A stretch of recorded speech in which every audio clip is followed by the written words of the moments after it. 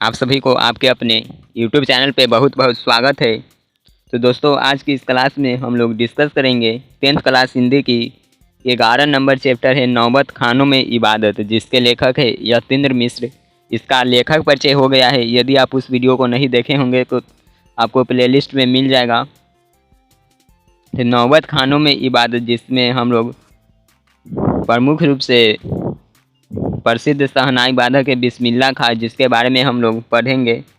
मुख्य रूप से इनमें इसका ही चर्चा किया गया है बिस्मिल्लाह खां के बारे में। तो यदि आप इस वीडियो को अभी तक लाइक नहीं किए हैं तो लाइक कर दीजिए, और चैनल को सब्सक्राइब नहीं किए हो तो सब्सक्राइब करके बेल आइकन में ऑल नोटिफिकेशन सिलेक्ट कीजिए, ताकि आपको रेगुलर वीडियो के नोटिफिकेशन मिलते रहेंगे। चलिए दोस्तों, आज की इस क्लास को शुरू करते हैं। देखेंगे सन 1916 से 1922 के आसपास की काशी, पंचगंगा घाट स्थित बालाजी मंदिर की ड्योढ़ी का नौबत खाना और नौबत खाना से निकलने वाली मंगल ध्वनि। जो ड्योढ़ी का मतलब होता है, इसका मतलब दहलीज होता है। देखते हैं हम लोग आगे। कमरुद्दीन अभी सिर्फ 6 साल का है और बड़ा भाई शमसुद्दीन 9 साल का। कमरुद्दीन को पता नहीं कि राग किस चिड़िया को कहते हैं, और ये लोग हैं बामूजान वगैरह जो बात बात पर भीम पलासी और मुल्तानी कहते रहते हैं। देखिए, नौबत खाना का जो अर्थ हुआ वो है जो प्रवेश द्वार होता है, उस जगह पे मंगल ध्वनि बजते रहता है, उसी को नौबत खाना बोलते हैं। मुल्तानी कहते रहते हैं। क्या वाजिब मतलब हो सकता है इन शब्दों का। इस लिहाज से अभी उम्र नहीं है कमरुद्दीन की जान सके इन भारी शब्दों का वजन कितना होगा। गोया इतना शरीर है कि कमरुद्दीन व शमसुद्दीन के मामादय सादिक हुसैन तथा अली बख्श देश के जाने माने शहनाई वादक है। जो कमरुद्दीन और शमसुद्दीन के मामू है, जो कि एक प्रसिद्ध शहनाई वादक है, जो कि देश में मांगे जाने वाले है।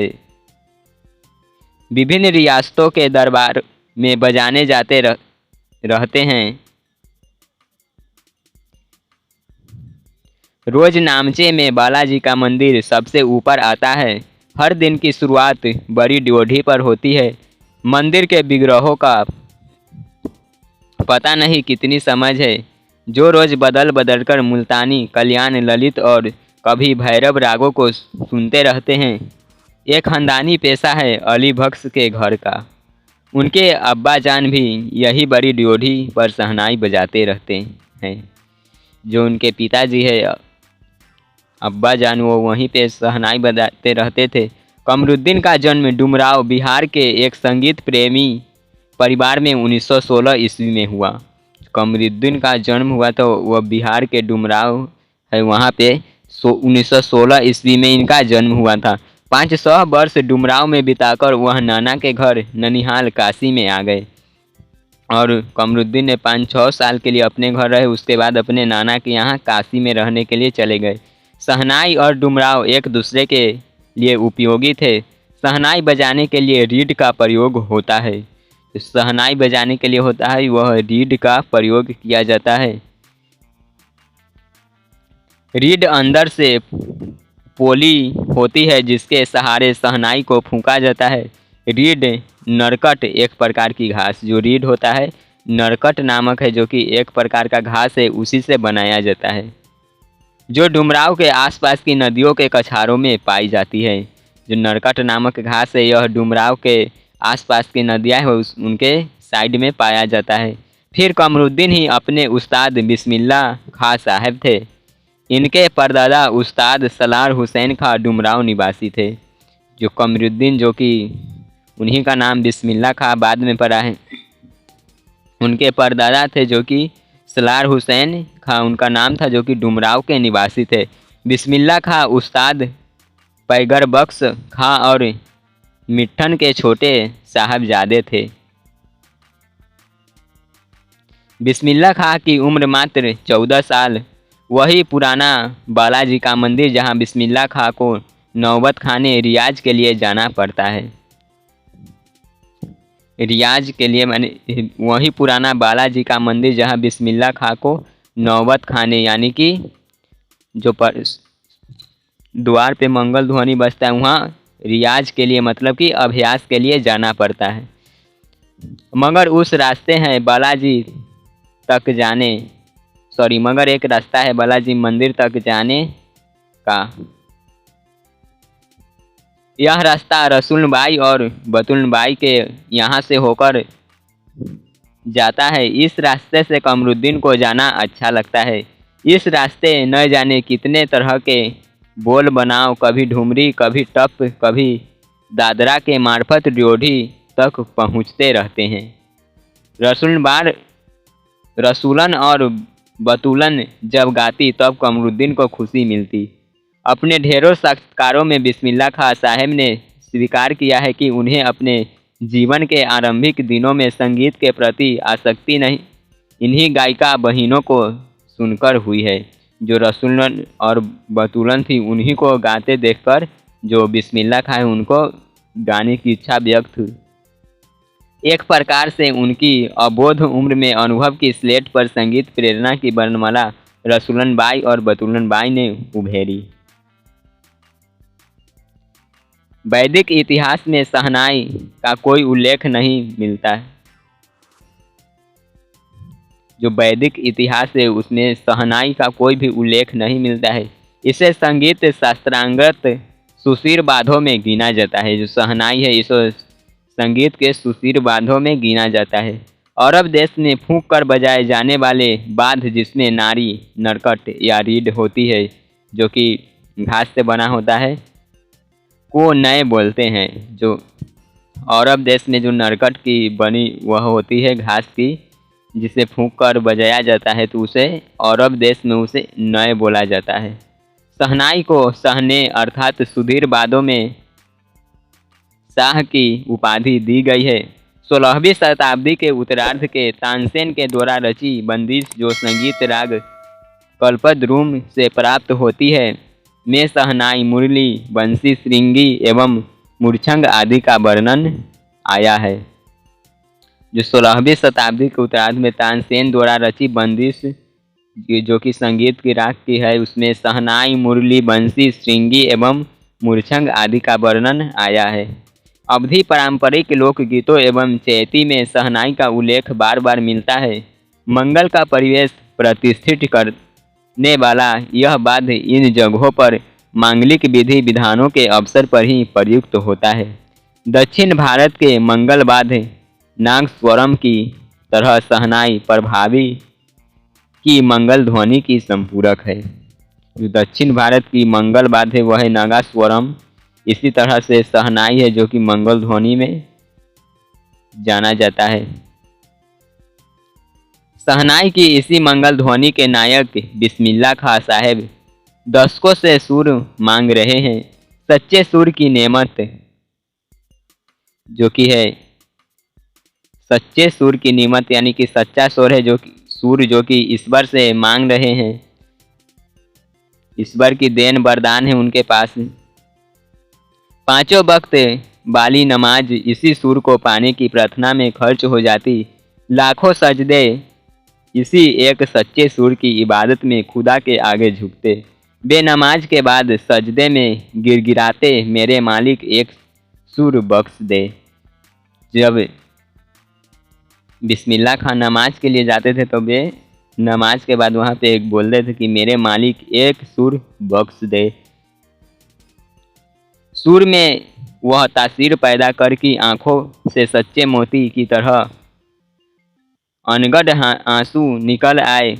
उनको यकीन था कभी खुदा यूं ही उन पर मेहरबान होगा और अपनी झोली से सुर का फल निकालकर उनकी ओर उछालेगा। जो बिस्मिल्लाह खां उनको विश्वास था कि कभी खुदा अल्लाह है जो कि उन पर हावी होंगे और उन्हें सुर की जो वरदान है उसे प्राप्त करेंगे। ले जा कमरुद्दीन इसको खा ले और कर ले अपनी मुराद पूरी। अपने ऊहापोह से बचने के लिए हम स्वयं किसी गुफा को खोजते हैं जहां अपनी दुश्चिंताओं दुर्बलताओं को छोड़ सके और वहां से फिर अपने लिए एक नया तिसिम गढ़ सके। हिरन अपनी ही महक से परेशान पूरे जंगल में उस वरदान को खोजता है जिसकी गमक उसकी उसी में समाई रहती है। जो कि हिरन है वह कस्तूरी के लिए पूरे जंगल में उसकी कस्तूरी की सुगंध को सुनकर पूरे जंगल में घूमता है, परंतु कस्तूरी है जो कि हिरन के नाभि में ही पाया जाता है। कई दशक तक बिस्मिल्लाह खां यही सोचते आए कि सातों सुरों को बरतने की तमीज़ उन्हें सलीके से अभी तक क्यों नहीं आई। बिस्मिल्लाह खां वो सोचते आए कि सातों जो सुरों हैं उनको सलीके से अभी तक उनके पास जो कि क्यों नहीं आया।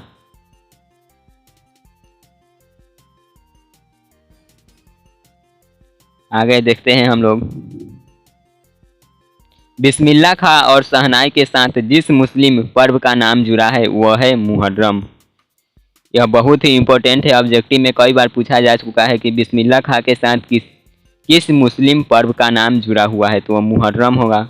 मुहर्रम का महीना वह होता है जिसमें शिया मुसलमान हिजरत इमाम हुसैन एवं उनके कुछ वंशजों के प्रति आज़ादरी यानी कि शोक मनाते हैं। पूरे 10 दिनों तक शोक वे बिताते कि उनके खानदान का कोई व्यक्ति मुहर्रम के दिनों में न तो शहनाई बजाता न ही किसी संगीत के कार्यक्रम में शिरकत की करता, यानी कि न ही वह मुहर्रम के दिनों में 10 दिनों के लिए शहनाई बजाते और न ही किसी सांस्कृतिक जो वाद्य यंत्र वाले कार्य होते उसमें शामिल होते थे। 8वीं तारीख उनके लिए खास महत्व की होती थी। इस दिन खास साहब खड़े होकर शहनाई बजाते व दाल मंडी में फातमान के करीब 8 किलोमीटर की दूरी तक पैदल रोते हुए नौहा बजाते जाते। इस दिन कोई राग नहीं बजता। रागनियों की उदायगी का निषेध है इस दिन। उनकी आंखें इमाम हुसैन और उनके परिवार के लोगों की शहादत में नम जाती आज़ादरी होती। हजारों आंखें नम, 1000 बरस की परंपरा पुनर्जीवित मुहर्रम संपन्न होता। एक बड़े कलाकार का सजह मानवीय रूप से ऐसे अवसर पर आसानी से दिख जाता था।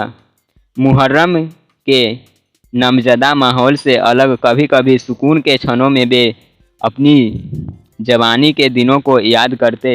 वे अपने रियाज को उन दिनों के जुनून को अधिक याद करते।